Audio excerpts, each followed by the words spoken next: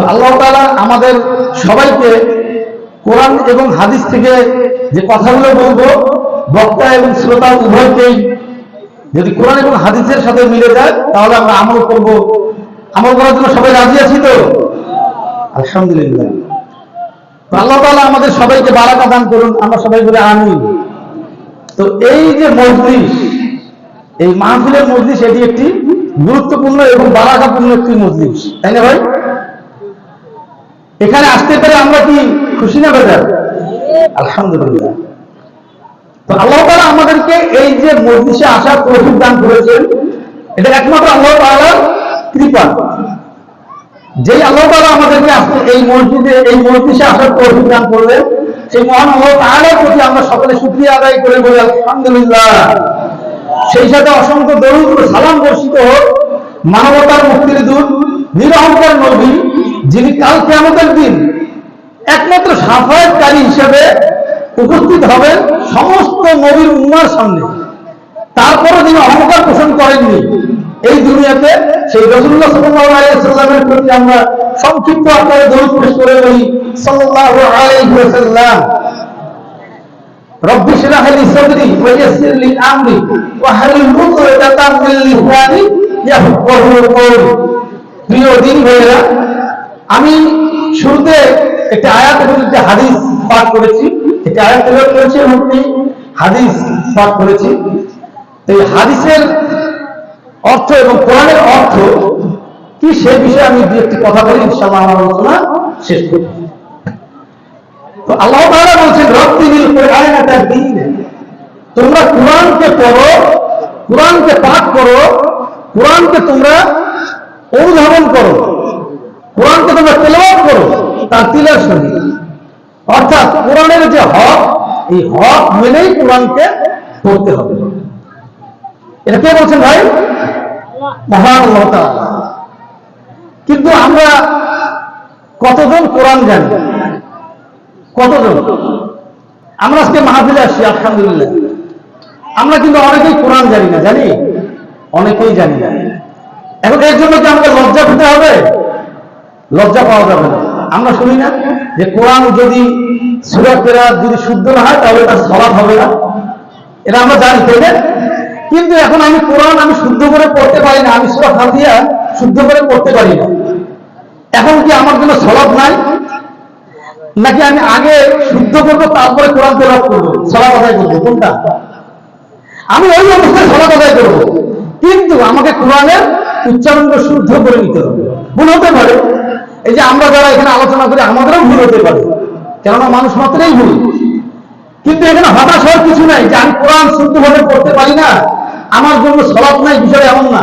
আমি সূরা ফাতিহা আমি আলহামদুলিল্লাহি রাব্বিল আলামিন, আমি এটা না পড়ে আমি আলহামদুলিল্লাহি রাব্বিল আলামিন এভাবে পড়ছি, আমি ওভাবেই সালাত আদায় করব। কিন্তু আমি আমাদের আলেম ওলামা যারা ইমামগণ আছেন তাদের কাছে গিয়ে আমরা শুদ্ধ করে নেব, অর্থাৎ মস্ত করে নেব। তাহলে আমার এই তাফসীরের সহিত আমার কি হবে? কোরআন পড়া হয়ে যাবে। কোরআন এমন একটি ধর্মগ্রন্থ, কোরআন এমন একটি কিতাব, পৃথিবীতে যত কিতাব নাযিল হয়েছে এবং পৃথিবীতে যে যত কিতাব লিখেছেন তার মধ্যে সর্বশ্রেষ্ঠ কিতাব কিন্তু আমাদের এই পবিত্র কোরআনুল কারীম।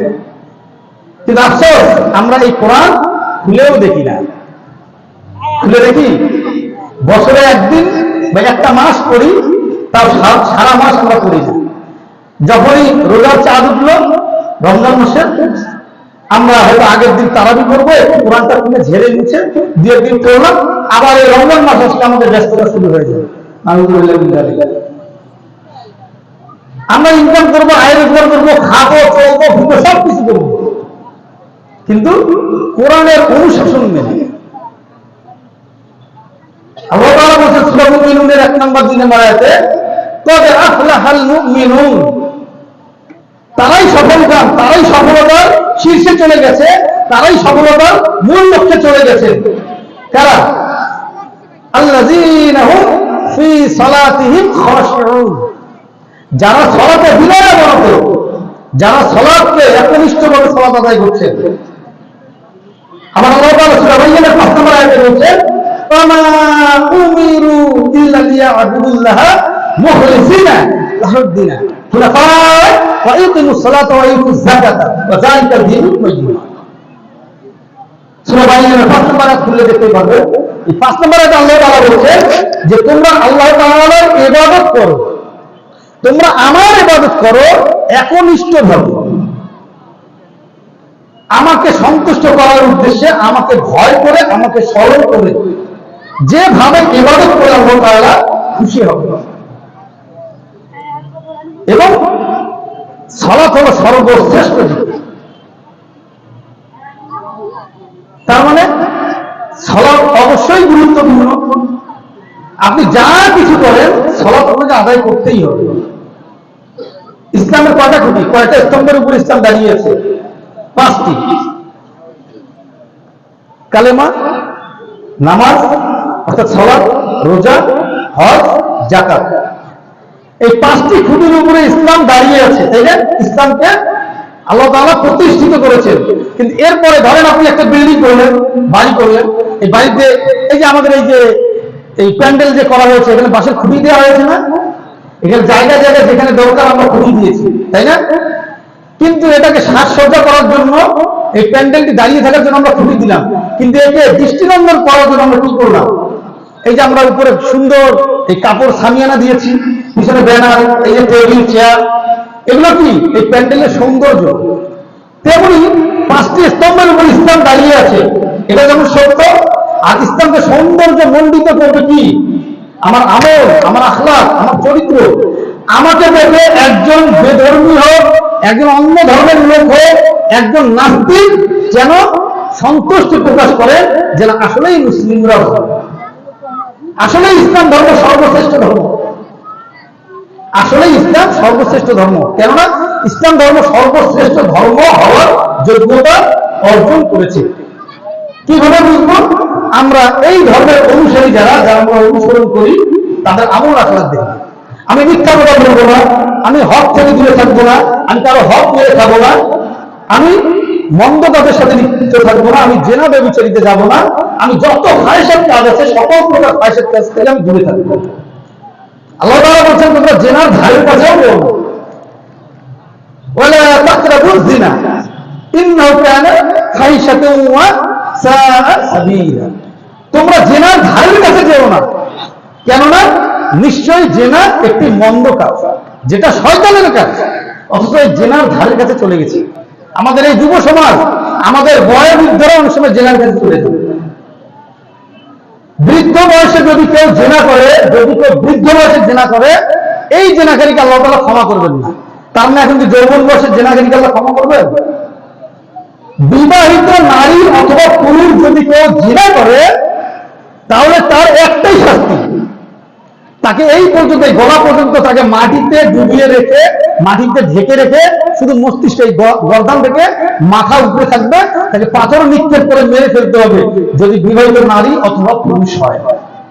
এখন আপনি 18 বছর বিয়ে করছেন, আপনি যদি জেনা করেন আপনার জন্য এই শাস্তি, হোক নারী অথবা পুরুষ। আপনি 80 বছরে জেনা করছেন, আপনি হন নারী অথবা পুরুষ, আপনার জন্য এই শাস্তি, একটাই শাস্তি, একমাত্র শাস্তি। এখন আছেন আল্লাহ তাআলা 3 শ্রেণীর লোকের সাথে কাল কিয়ামতের দিন কথা বলবেন না, তাদের দিকে তাকাবেন না, তাদেরকে পবিত্রও করবেন না, তাদেরকে জান্নাতও দেবেন না। কারা সেই 3 ব্যক্তি? 1 নম্বর হলো মালিকুল কাজ্জাব, মিথ্যাবাদী শাসক। মিথ্যাবাদী শাসক, এই মিথ্যাবাদী শাসক, আমি যার অধীনস্থ সে আমার শাসক, তাই না? আমার অধীনস্থ যে, আমি তার শাসক। এখন আমরা শাসক বলতে প্রধানমন্ত্রী, এসপি, ডিসি, এলাকার কাউন্সিলর, মেম্বার এনাদেরকে বুঝি না। আমি আমার পরিবার চালাই, আমি আমার পরিবারের শাসক। আমি আমার সমাজ চালাই, আমি আমার সমাজের শাসক। আমি একটা ব্যবসা প্রতিষ্ঠান চালাচ্ছি, আমি ব্যবসা প্রতিষ্ঠান চালাচ্ছি, আমি আমার ব্যবসা প্রতিষ্ঠানের শাসক। আমি যে মিথ্যা আশ্বাস দিয়ে আমি যদি তাদেরকে প্রতারণার ফাঁদ পেতে রাখি, আল্লাহ তাআলা আমার সাথে কাল কিয়ামতের দিন কথা বলবেন না। এখন দেখেন, যিনি আমাদের দেশের সর্বপ্রধান, তিনি কি করছেন? মিথ্যা দিয়ে ভরপুর করে রেখেছেন। আমরা কি আলহামদুলিল্লাহ বলবো, তাই না? নাউযুবিল্লাহ। যেই আসুক বাংলাদেশে কোনো লাভ নাই, যেই সরকারই আসুক, ভাবছেন যে জালিম সরকারের পতন হলো আমরা ভালো আছি? আবার ভাবছেন যে এখনকার সরকার খুব ভালো না। রাসূলুল্লাহ সাল্লাল্লাহু আলাইহি ওয়াসাল্লাম বলছেন এমন একটা যুগ আসবে, এমন একটা যুগ আসবে, সেই যুগ থেকে ফিতনা এমন ভাবে ছড়িয়ে আসবে যে আগের ফিতনাটাকে পরের ফিতনাটাকে আগের ফিতনার চেয়ে বড় মনে হবে। একটা ফিতনা চলে যাবে, মনে হবে আমরা ভালো সময় আসছি, পরে যে সময়টাতে আসলাম ওটা একটা আরেকটা বড় ফিতনা, ওই ফিতনাটা হবে আগের ফিতনার চেয়ে বড় ফিতনা। দেখেন, মিলিয়ে দেখেন রাসূলুল্লাহ সাল্লাল্লাহু আলাইহি ওয়াসাল্লামের কথা কি মিলে যাচ্ছে? একটা ফিতনা পার করলাম করোনা, তারপর আরেকটা ফিতনা, দেশে অরাজকতা গেল, একটা সরকারের পতন হয়ে গেল, আবার একটা ফিতনা শুরু হয়ে গেল, হচ্ছে, হবে, এরকম হতেই থাকবে। এটা রাসূলুল্লাহ সাল্লাল্লাহু আলাইহি ওয়াসাল্লামের কথা। এখন আমরা কি নিয়ে ভাববো? আমরা এই কোরআনের অনুশাসন, কোরআনের আইন আমরা যতক্ষণ পর্যন্ত বাস্তবায়ন করতে পারবো না, আমরা এই পৃথিবীতে শান্তি দেখতে পারবো না, কোনো সুযোগ নেই। এই কোরআনকে বাদ দিয়ে আপনি কোন দেশ পরিচালনা করতে পারবেন না, কোন রাষ্ট্র পরিচালনা করতে পারবেন না, কোন সমাজ, কোন পরিবার, এমনকি আপনি নিজেকেও পরিচালনা করতে পারবেন না। দ্বিতীয় হাদিসের অংশ, শাইখুল জানিন, বৃদ্ধ জেনাকারী, বৃদ্ধ বয়সে জেনা করে, এই ব্যক্তিকে আল্লাহ তাআলা ক্ষমা করবেন না।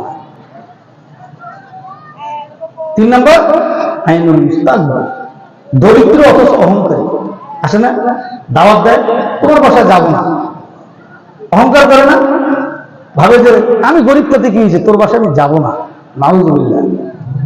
এভাবে বলতে নেই, আমরা এভাবে বলবো না, এভাবে বলা যাবে না। আমরা যেতে পারবো না, সুন্দরভাবে বলবো যে ভাই আমি যেতে পারছি না, আমার কাজ আছে। আর আমি রাগও যদি করে থাকি, ঠিক আছে বলেছেন, চেষ্টা করবো। আমরা কি রাগে বলি না যে না তোর বাসায় যাবো না, সম্পর্ক খারাপ, তাতে কি হয়েছে ভাই, কি এমন হলো সম্পর্ক খারাপ? আমাকে বলতে হবে না তোর বাড়ি যাবো না, তোর দাওয়াত খাবো না, তোর সাথে কথা বলবো না, তোর কোনো আচার অনুষ্ঠানেই আমি যাবো না, এগুলো বলতে নেই। আমরা হিকমার সাথে বলবো না, ঠিক আছে দাওয়াত দিচ্ছি, ঠিক আছে আমি চেষ্টা করবো, তবে সম্পর্কগুলো মধুর হবে। আমরা সম্পর্কগুলো তিক্ত করে ফেলেছি, আমরা তিক্ততা বানিয়ে ফেলেছি, আমরা আমাদের নিজের খায়েশ মেটানোর জন্য হিংসা বিদ্বেষ এগুলো পোষণ করি, তাই না? আমাদেরকে এই হিংসা পোষণ করা যাবে না। আর আমরা তখনই হিংসা থেকে দূরে থাকতে পারবো যতক্ষণ পর্যন্ত আমরা কোরআন এবং হাদিসকে অনুসরণ করে চলতে পারবো। আমরা কোরআনকে আমরা খুলে পড়ি না, অথচ আল্লাহ তাআলা বলছেন তানজিলাল আজিজুর রহিম, এই কোরআন নাযিল হয়েছে মহান আল্লাহ তাআলার পক্ষ থেকে, তাই না? আমরা পড়ি না। আর রহমান আল্লামাল কুরআন খালাকাল ইনসান আল্লামাহুল বায়ান, কত সুন্দর। আমরা এগুলো অর্থ জানি না, আমরা অর্থ জানি না, অথচ আমরা এই দুনিয়ার ভোগ বিলাস নিয়ে এতটাই ব্যস্ত আমরা এই দুনিয়ার ভোগ বিলাস নিয়ে, যে আমরা কোরআনকে ভুলে যাই, আমরা আল্লাহ তাআলার সাথে অহংকার করি। অথচ আল্লাহ তাআলা বলছেন তোমরা এই জমিনে অহংকার করে চলো না, ওয়ালা তামশি ফিল আরদ মারহা ইন্নাল্লাহা লা ইউহিব্বু কুল্লা মুখতালিন ফখর। তোমরা এই জমিনে, যে জমিনে আমি তোমাদেরকে বসবাস করার অনুমতি দিয়েছি, যে জমিনে আমি তোমাদেরকে বাড়ি গাড়ি করার অনুমতি দিয়েছি, যে জমিনে আমি তোমাদেরকে সুন্দরভাবে চলাফেরা করার অনুমতি দিয়েছি, যে জমিনে আমি তোমাদেরকে ফল ফসলাদি উৎপাদন করার অনুমতি দিয়েছি, এটা আমার একচ্ছত্র আধিপত্য চলবে, এই জমিনে তোমরা কেউ অহংকার করে চলো না। ওয়ালা তামশি ফিল আরদ মারহা, তোমরা এই জমিনে অহংকার করে চলো। অথচ আমরা এই জমিনে বেশি অহংকার করে চলি। ভাই, আমি যদি এই জমিনে অহংকার করে চলি, ওই জমিনে, ওই দুনিয়ায় গিয়ে আমি কি পাবো জানেন? জাহান্নাম। ওই যে বললাম সূরা মুমিনুন, ক্বাদ আফলাহাল মুমিনুন আল্লাযীনা ফী সালাতিহিম খাশিউন, তারাই সফলকাম, তারাই সৃষ্টি সেরা জীব, উলাইকা হুম খায়রুল বারিয়া, তারাই সৃষ্টি সেরা জীব যারা সালাতে বিনয়াবনত। এখন আপনি সালাতে বিনয়াবনত হবেন কি হবে? যখন আপনি 5 ওয়াক্ত সালাত আদায় করছেন মসজিদে গিয়ে জামাতের সহিত, ফজর থেকে ইশা পর্যন্ত, আপনি ইশার 4 সালাত আদায় করেন, নফল সিয়াম সালাত বেশি করেন, কিন্তু আপনি তখনই বলবেন আমার সালাত আদায় হচ্ছে আল্লাহ তাআলার দরবারে যখন আপনি এই সালাত আদায় করার পরে সমস্ত প্রকার মন্দ কাজ থেকে আপনি বিরত থাকবেন। আপনি সালাত আদায় করার পরে যদি আপনি বিড়ি, সিগারেট, জর্দা, তামাক, গুল, লেবার, ফেন্সিডিল, মদ, গাঁজা, সুদ, ঘুষ, জেনা, ব্যভিচারীর সাথে আপনি লিপ্ত থাকেন, তাহলে আপনার আমার সালাত হবে না। আল্লাহ তাআলা গ্রহণ করবেন না। এটা হবে আল্লাযীনা হুম ইউরাউন। সূরা মাউনে আবার চলে যান, আল্লাহ তাআলা বলছেন তারাই ধ্বংসপ্রাপ্ত, তারাই কিয়ামতকে অস্বীকার করে।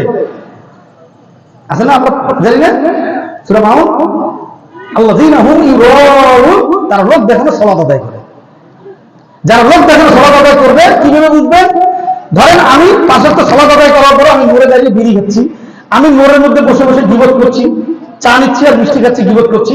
রাসূলুল্লাহ সাল্লাল্লাহু আলাইহি ওয়াসাল্লাম বলছেন আল গীবাতু আশাদ্দু মিনাজ জিনা, গীবত হলো জিনার চেয়ে ভয়ঙ্কর পাপ। যারা জেনা করছে এদের চেয়ে ভয়ঙ্কর পাপ হলো জেনা। তার মানে কি জেনা কিন্তু করা যাবে নাকি? তার মানে গীবতকে বোঝানোর জন্য জেনাকে আনা হয়েছে। জেনা এত বড় পাপ, তার চেয়ে বড় পাপ হলো গীবত। আল গীবাতু আশাদ্দু মিনাজ জিনা। এই হাদিস থেকে অনেকে আবার বলে যে গীবত করা বড় পাপ, জেনার চেয়ে জেনা করা যাবে না। আউযুবিল্লাহি মিন যালিক। এই হাদিসটা রাসূলুল্লাহ সাল্লাল্লাহু আলাইহি ওয়াসাল্লাম এনেছেন, বোঝেন একটু বোঝেন। এই হাদিসটি রাসূলুল্লাহ সাল্লাল্লাহু আলাইহি ওয়াসাল্লাম এনেছেন জেনাকে গীবতকে বোঝানোর জন্য, যে গীবত বড়। আমরা এলাকায় আছে না ভাই, আমরা বলি না যে অমুক ব্যক্তিটি খুব খারাপ, বলি না আমরা? তা আমি হয়তো আরেকজন বলবো কেমন খারাপ, আরে ওই অমুক ব্যক্তি আছে না, ওই যে ব্যক্তিটা, আরে অমুক ছিলেন না, ওর চেয়েও খারাপ। তার মানে ওই যে যার উদাহরণ দিলাম সেও খারাপ, যাকে উদাহরণ দিলাম সেও খারাপ। তার মানে পাপেরও ছোট বড় আছে, এবং সব কিছুর ক্ষমা পাবো যদি আমি সালাতকে ঠিকভাবে করি। কেননা আল্লাহ তাআলা বলছেন সূরা আনকাবুত 45 নম্বর আয়াতে আল্লাহ তাআলা বলছেন ইন্নাস সালাতা তানহা আনিল ফাহশাই ওয়াল মুনকার ওয়া লা যিকরুল্লাহি আকবার। নিশ্চয়ই সালাত সকল প্রকার মন্দ কাজ থেকে মানুষকে বিরত রাখে। যখন আমি হারাম খাবো তখন বুঝতে হবে আমার সালাত হচ্ছে না, যখন আমি হারাম থেকে দূরে সরে আসবো তখন বুঝতে হবে আমার সালাত হয়ে যাচ্ছে। কারণ আল্লাহ তাআলা বলেছেন সূরা বাকারার 168 নম্বর আয়াতে ইয়া আইয়ুহান নাস কুলু মিম্মা ফিল আরদ হালালান তাইয়্যিবা। হে পৃথিবীর মানুষ, হে পৃথিবীর নারী পুরুষ, হে পৃথিবীর ইহুদি খ্রিস্টান বৌদ্ধ হিন্দু নাসারা, হে পৃথিবীর মুসলমান নারী পুরুষ, সবাইকে আল্লাহ তাআলা বলছেন। শুধু মুসলমান কেনা, শুধু হিন্দু কেনা, শুধু ইহুদি কেনা, শুধু খ্রিস্টান কেনা, আল্লাহ তাআলা সবাইকে এই কথাটা বলছেন যে ইয়া আইয়ুহান নাস। সূরা বাকারা 61 নম্বর আয়াত মনে রাখবেন, দেখবেন কি ইয়া আইয়ুহান নাস কুলু মিম্মা ফিল আরদ হালালান তাইয়্যিবা ওয়া লা তাত্তাবিউ খুতুওয়াতিশ শাইতান। তোমরা হারাম থেকে দূরে থাকো, তোমরা এই পৃথিবীতে হারাম বস্তুগুলো তোমরা ভক্ষণ করো না। কি করো না? হারাম বস্তু ভক্ষণ করো না। এখন অনেকে বলে যে গাঁজা খাওয়া জায়েজ, কেন? এটা আল্লাহর তৈরি, তাই না ভাই? বিড়ি জর্দা সিগারেট তামাক এগুলো খাওয়া জায়েজ, গুড় খাওয়া জায়েজ, কেন? এগুলো আল্লাহর তৈরি, রল্লতা ভাতা। আরে ভাই শুয়োরও তো আল্লাহর তৈরি ভাই, সাপও তো আল্লাহর তৈরি, আপনি খান না কেন? খান, সাপ খান, শুয়োর খান। তখন আবার নাউজুবিল্লাহ এগুলো কোরআন দিয়ে নাউজুবিল্লাহ এগুলো করা যাবে না, কোরআন দিয়ে সাব্যস্ত এগুলো হারাম, এইটা আমরা ঠিকই জানি, কিন্তু গাঁজা খাওয়া জায়েজ বলে দেয়, জর্দা বিড়ি সিগারেট এগুলো খাওয়া জায়েজ বলে দেয়। কুল্লু মুসকিরিন খামরুন ওয়া কুল্লু খামরিন হারামুন। প্রত্যেক নেশাদার দ্রব্যই মদ এবং প্রত্যেক মদই হারাম। মদের ডেফিনেশন কি? মদের ডেফিনেশন কি ভাই? What is the definition of alcohol? কি বলেন? যেটা খেলে মস্তিষ্কের বিকৃতি ঘটবে, বিভ্রান্তি ঘটবে, সেটাই হারাম, সেটাই মদ। এখানে নাম বলেন ইয়াবা, ফেনসিডিল, গাঁজা, হেরোইন, চরস, আফিম, ফেনসিডিল, গাঁজা, বিড়ি সিগারেট জর্দা তোমার বলা হয়নি।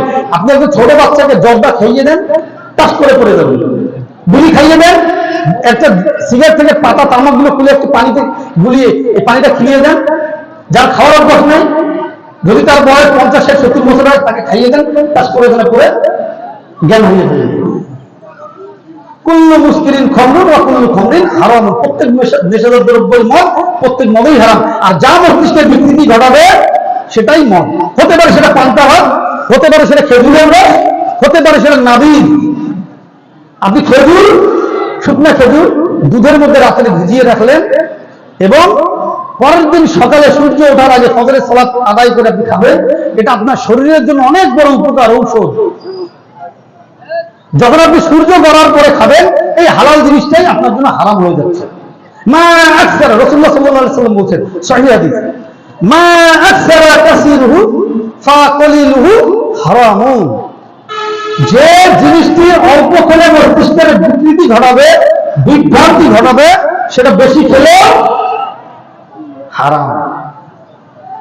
মা আসকারা কাসিরহু ফাকাইলুহু হারামুন, যেটা বেশি খেলে মস্তিষ্কের বিকৃতি ঘটবে সেটা অল্প খেলেও হারাম। তাহলে আল্লাহ তাআলা বলছেন, ওই যে আবার সূরা মাইদার 90 নম্বর আয়াতে আল্লাহ তাআলা বলছেন, ইয়া আইয়ুহাল্লাযিনা আমানু। সূরা বাকারা 161 নম্বর আয়াতে আল্লাহ তাআলা সমস্ত মানুষকে বলছেন, সমস্ত মানব জাতিকে বলছেন। আর সূরা মাইদার 90 নম্বর আয়াতে আল্লাহ তাআলা বলছেন, ইয়া আইয়ুহাল্লাযিনা আমানু, হে ঈমানদারগণ, ইন্নামাল খামরু ওয়াল মাইসিরু ওয়াল আনসাবু ওয়াল আযলামু রিজসুম মিন আমালিশ শাইতান ফাসতানিবুহু লাআল্লাকুম তুফলিহুন। নিশ্চয় মদ, ইয়া আইয়ুহাল্লাযিনা আমানু, হে ঈমানদারগণ, মানে আমাদেরকে আল্লাহ তাআলা বলছেন, আমরা ঈমানদার, ঈমান এনেছি, আল্লাহকে বিশ্বাস করি, কলেমা পড়েছি, আমরা রোজা রাখি, নামাজ পড়ি, আমরা সামর্থ্য থেকে হজ করতে যাই, আমরা সামর্থ্য থেকে যাকাত দেই, তাই না? আমাদেরকে আল্লাহ তাআলা বলছেন, ইয়া আইয়ুহাল্লাযিনা আমানু, হে ঈমানদারগণ, হে বিশ্বাসীগণ, ইন্নামাল খামরু, নিশ্চয় মদ, ওয়াল মাইসিরু ওয়াল আনসাবু, নিশ্চয় জুয়া, নিশ্চয় মূর্তি মানে জাদুবিদ্যা, এবং গণকের কাছে যে যাই আমরা, জাদুবিদ্যা এবং এই মদ, এগুলো হারাম। নিশ্চয় মদ, জুয়া, লটারি, জাদুবিদ্যা, এগুলো হারাম। চারটা জিনিসকে এই সূরা মাইদার 90 নম্বর আয়াতের মাধ্যমে আল্লাহ তাআলা হারাম করেছেন। ইন্নামাল মাইসিরু ওয়াল আনসাবু ওয়াল আযলামু রিজসুম মিন আমালিশ শাইতান ফাসতানিবুহু লাআল্লাকুম তুফলিহুন। তোমরা এখান থেকে দূরে সরে থাকো, কেননা এটি শয়তানের কাজ। অথচ আমরা এই কাজগুলো বেশি করি, আমরা এগুলো জানি না কেন, সব আছে এই কোরআনে। আলহামদুলিল্লাহ, এই কোরআন এবং হাদিসে, রাসূলুল্লাহ সাল্লাল্লাহু আলাইহি ওয়াসাল্লাম হাদিসে সব বলে দেওয়া আছে, কিন্তু আমরা পড়ি না। আমরা পড়ি গল্পের বই, আমরা ফেসবুকে গ্রুপ হয়ে থাকি, আমরা অনেক খায়সার কাজে ব্যস্ত থাকি। এজন্যই আল্লাহ তাআলা বলছেন, রাত্তিলিল কুরআনা তারতিলা, তোমরা তারতিলের সহিত কোরআন আদায় করো, কোরআন পড়ো, কোরআন পাঠ করো। এই কোরআনে সব বলা আছে। আল্লাহ তাআলা বলছেন, ওয়ালাকাদ ইয়াসসারনাল কুরআনা লিয-যিকরি ফাহাল মিন মুদ্দাকির, নিশ্চয়ই আমি কোরআনকে সহজ রূপে নাযিল করেছি, নিশ্চয়ই আমি কোরআনকে সহজ রূপে এই পৃথিবীতে প্রেরণ করেছি আমার রাসূলের উপর, আমার প্রিয় হাবিবের উপর, আমার প্রিয় বন্ধুর উপর। তোমাদের মধ্যে কোনো জ্ঞানী আছো যে এটা নিয়ে গবেষণা করবে? আমরা গবেষণা করি তো পথভ্রষ্ট আমরা হবো। আমাদের মধ্য থেকে এক ধরনের মানুষ মুসলমান আমরা পথভ্রষ্ট হয়ে যাবো। তো আল্লাহ তাআলা আমাদের কোরআন পড়ার তাগিদ দিচ্ছেন। এখন আমি কোরআন জানি না, শুরুতে যেটা বললাম শেষ করে দিচ্ছি একদিন। তো আমরা এই যে কোরআন যে পড়ি, আমরা কোরআন জানি না, কোরআন পড়তে জানি না, এই জন্য পড়ি না। শেষে একটা মেসেজ দিব, আপনাদেরকে মেসেজ দিব। আচ্ছা, এই যে কোরআন পড়তে জানি না, আল্লাহ তাআলা বলছেন, ফাসআলু আহলা যিকরি ইন কুনতুম লা তা'লামুন, তোমরা যেটা জানো না সেটা জেনে নাও যে জানে। এই কোরআন ভাই হয়তো আপনি পড়তে জানেন না, এটা আমাকে জানার জন্য কার কাছে যেতে হবে? যিনি জানেন। কে জানেন? আমাদের মসজিদে আলেম আছেন, ইমাম আছেন, ইমাম সাহেব আছেন, তারপরে মুয়াজ্জিন সাহেব আছেন, তারা কোরআন জানে। ভাই আমার বয়স 80 বছর, সোহার আমার বয়স 80 বছর, আমার বয়স 90 বছর, আমি 15 বছর, 20 বছর, 40 বছর, 60 বছর, 80 বছর, 100 বছর হয়েছে, আমি কোরআন জানি। সোহার, কোনো সমস্যা নেই। আপনি কোরআন পড়েন, আপনি 80 বছরে গিয়ে কোরআন পড়তে চান, আলহামদুলিল্লাহ 1 মাসের মধ্যে ইনশাআল্লাহ কোরআন শিখবেন। এমন একটি ভাষায় কোরআন নাজিল হয়েছে, আল্লাহ তাআলা এমন একটি ভাষায় নাজিল করেছেন, আপনি বাংলা জানেন না, আরবি, ইংলিশ জানেন না, তারপর আপনি কোরআন চেষ্টা করেন, আলহামদুলিল্লাহ হয়ে যাবে। এতে লজ্জার কিছু নেই, এতে লজ্জার কিছু নেই। তা আমরা লজ্জা করি। এই লজ্জা, আপনার এই দুনিয়ার লজ্জা, আপনি অনেক ব্যাংক ব্যালেন্স করেছেন, আপনি বাড়ি গাড়ির মালিক, আপনি ভালো ছাত্র, আপনি ব্রিলিয়ান্ট স্টুডেন্ট, আপনি সমাজের প্রভাবশালী ব্যক্তি, আপনি অনেক জ্ঞানী, কোরআনের জ্ঞান নাই, আপনার কোনো জ্ঞান নেই। কোরআনের জ্ঞান নেই, আপনার কোনো জ্ঞান নেই। কোরআনের জ্ঞান অর্জন করতেই হবে, কোরআনের জ্ঞান অন্বেষণ করা ফরজ, তাই না? খায়রুন মান তাআল্লামাল কুরআন ওয়া আল্লামা, যে কোরআন শেখে এবং শেখায়, দুজনেই শ্রেষ্ঠ। যে কোরআন শেখায় তিনি কি সর্বশ্রেষ্ঠ, যিনি শেখেন তিনি তলবে এলেন। আপনি আজকে থেকে নিয়ত করেন, কোরআন জানেন না, আজকে থেকে নিয়ত করেন, আপনি নিয়ত করার পরে যদি আপনি মারা যান, আপনি তলবে এলেন হয়ে মৃত্যুবরণ করলেন। সুবহানাল্লাহ। আল্লাহ তাআলা আমাদেরকে এই কোরআন দিয়েছেন, সর্বশ্রেষ্ঠ নিয়ামত। পৃথিবীতে রাসূলুল্লাহ সাল্লাল্লাহু আলাইহি ওয়াসাল্লাম বলেছেন যত নিয়ামত আছে তার মধ্যে বড় নিয়ামতের একটি নিয়ামত সুস্থতা। as-sihhaতুল নিয়ামতুল্লাহ। কে বলছেন ভাই? কে বলছেন? রাসূল সাল্লাল্লাহু আলাইহি ওয়াসাল্লাম। কে বলছেন? রাসূল। as-sihhaতুল নিয়ামতুল্লাহ, সুস্থতা আল্লাহ তাআলার পক্ষ থেকে অনেক বড় একটি নিয়ামত। আর পৃথিবীর মধ্যে এটি সুস্থতা সবচেয়ে বড় নিয়ামতের একটি নিয়ামত, বড় নিয়ামতগুলোর একটি নিয়ামত। আর কোরআন হলো সবচেয়ে, যত বড় নিয়ামত আছে তার মধ্যে সবচেয়ে বড় নিয়ামত, সর্বশ্রেষ্ঠ জিকির। ওই যে বললাম সালাত, ইন্না সালাতা তানহা আনিল ফাহশাই ওয়াল মুনকার ওয়া যিকরুল্লাহি আকবার। কোরআনের আয়াতের সাথে সালাত সর্বশ্রেষ্ঠ জিকির আর সবচেয়ে শ্রেষ্ঠ নিয়ামত হলো কোরআন। এই কোরআন দিয়ে আপনি সালাত আদায় করবেন, এই কোরআন দিয়ে আপনি সমাজের আইন প্রতিষ্ঠা করবেন, এই কোরআন দিয়ে আপনি পরিবার চালাবেন, এই কোরআন দিয়ে আপনি দায়ুস হওয়া থেকে দূরে থাকবেন।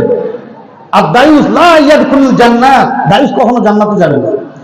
আল্লাহ তাআলা আমাদের সবাইকে বোঝার তৌফিক দান করুন এবং কোরআন হাদিস অনুযায়ী আমল করার তৌফিক দান করুন। আমরা সবাই বলি আল্লাহুম্মা আমিন। ভাই কোরআন পড়েন, কোরআনটা পড়েন, কোরআনে এত কিছু লেখা আছে, আপনি শাস্তি থেকে দূরে থাকতে পারবেন। আল্লাহ তাআলা আমাদের সবাইকে হেফাজত করুন।